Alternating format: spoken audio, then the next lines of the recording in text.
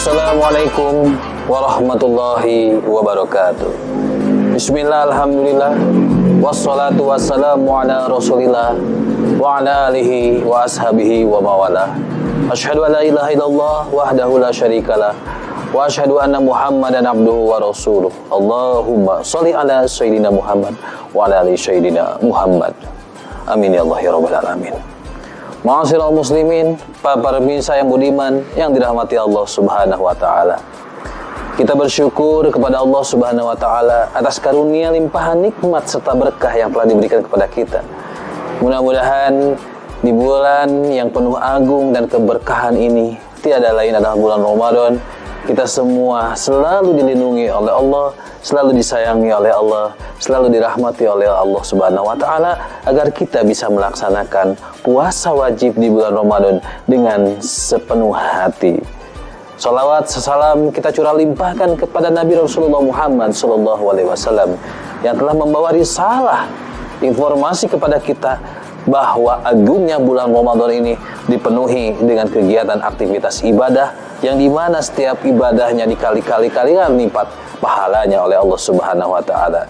Mudah-mudahan kita semua masih sanggup dan kuat untuk melaksanakan puasa wajib di bulan Ramadan. Amin ya Allah ya rabbal alamin. Ma'asyiral muslimin rahimakumullah yang dirahmati Allah Subhanahu wa taala.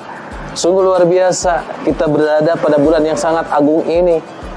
Kita harus menganggapnya ini dengan sukacita. Kita harus merasakan kegembiraannya. Kita harus merasakan setiap euforia yang muncul di dalam bulan Ramadan.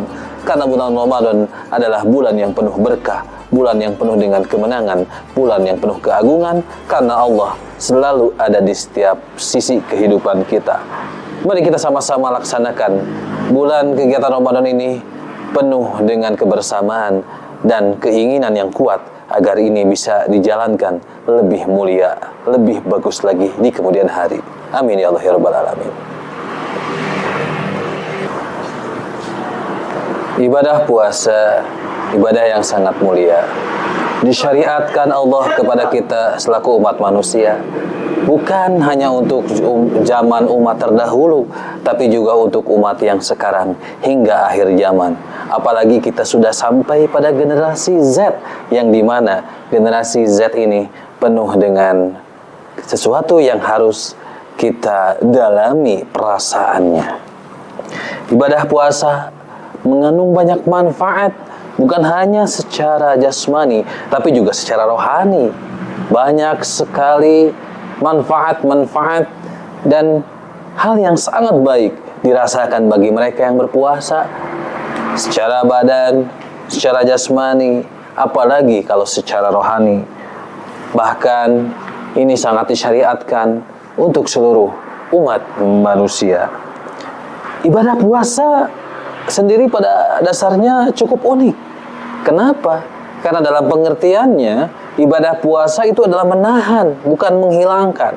Dimaksudkan apa? Menahan amarah, menahan hawa nafsu, dan bukan meninggalkan. Artinya bukan menghilangkan hawa nafsu ataupun nafsu-nafsu yang ada di dalam diri. Sehingga dalam sebuah karangannya, Imam Al-Ghazali dalam kitab Ihya Ulumuddin menjelaskan bahwasanya puasa itu menahan diri dan meninggalkan larangan puasa. Puasa pada hakikatnya sebuah rahasia. Tidak ada amal yang tampak padanya. Kalau semua ibadah disaksikan dan dilihat oleh semua makhluk, maka ibadah puasa hanya dilihat oleh Allah Subhanahu wa taala. Puasa adalah amal batin, murni kesabaran. Ihya Ulumuddin karya Imam Al-Ghazali juz 1 halaman 293. Maka ma'asyiral muslimin yang dirahmati Allah Subhanahu wa taala, dari penjelasan ini dapat kita pahami bahwasanya keutamaan dan inti ibadah puasa adalah kesabaran dengan ganjaran yang tiada tara. Kita dapat mengerti mengapa hadis qudsi selalu mengatakan ibadah puasa dipersembahkan untukku, aku sendiri yang akan membalasnya. Karena puasa mengambil 1/4 bagian dari keseluruhan keimanan. karena puasa itu adalah setengah dari kesabaran.